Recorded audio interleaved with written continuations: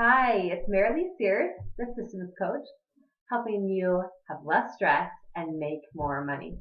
And today we're talking about the third strategy to increase your production by $10,000, at least $10,000 over the next 30 days. And this strategy has to do with your front office staff, with your treatment coordinator if you have one. And if you don't have a treatment coordinator, then whoever is up front scheduling patients. Okay, the first part of this is that when it comes time to schedule appointments, when we're talking about finances, I would like for this to happen other than upfront. Because when a patient comes to the reception area, when they come to check out, they're already thinking that they're going out the door.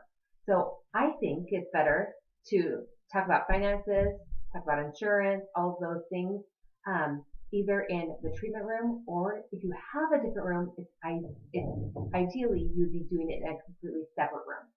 Okay? And so if you have a consultation room, do it there. If you don't have a consultation room, the second choice is to do it in the treatment room.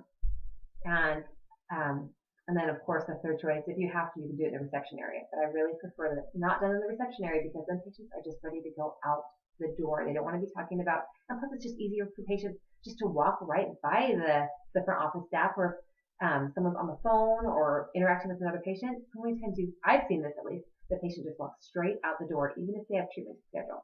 That's why it's best to either have them go to a consultation room or to stay in the treatment room until they've had a chance to talk about insurance, financing, and schedule the appointment. So that's the first part. The second part is if they do leave without scheduling, they say they need to speak with their wife or they need to look at their work schedule and they just do not want to schedule, then your treatment coordinator or front office team member is going to say, great, when do you think, when can I expect to hear from you? Or how long do you need? And then after the patient says, I don't know, tomorrow or the next day or whatever their answer may be, they can say, great, if I haven't heard from you, could I follow up with you in 2 days? Could I follow up with you in 3 days? Whatever one extra day past when the patient says they're going to need, they say, great, can I follow up with you then in 3 days if I haven't heard from you? Okay, get the approval from the patient. That's okay to follow up with them. I've never heard a patient say, no, please don't follow up with me, but the patient's going to say yes, give permission for them to follow up.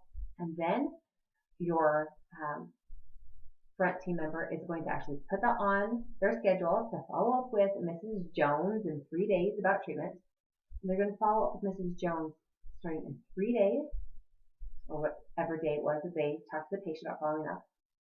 And then they're going to follow up 1 week later and 2 weeks later. So they're going to call Mrs. Jones 3 different times about the outstanding treatment.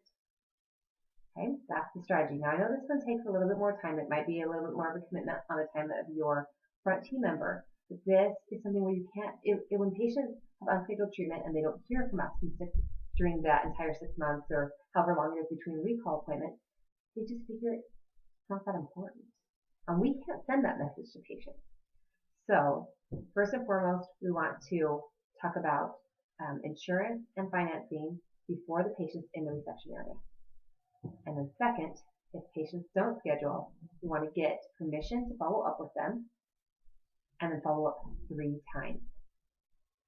I'm telling you, if you do this, you're going to see a huge increase in your treatment plan acceptance rate because so many times people walk out the door without scheduling and then they never hear from us. And the treatment plan goes into that black hole, that treatment plan graveyard where so many treatment plans go. That's not going to happen in your office anymore. That's the third strategy. I also want to let you know I'm going to be hosting a 90-minute call.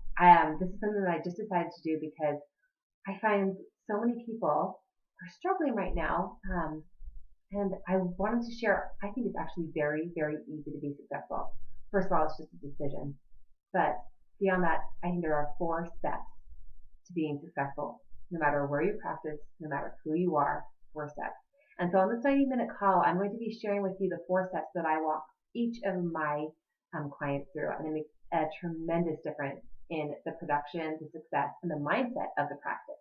And so watch your email for that because I'm not exactly certain when the date is yet, but this is something that I've been trying to put on my calendar. A whole 90-minute call so I can really dive deep into it with you. about the 4 steps to having a very successful practice. Again, I know that the 3 strategies we've talked about can each one of them can increase your production by $10,000 over the next 30 days. I'm absolutely certain of it.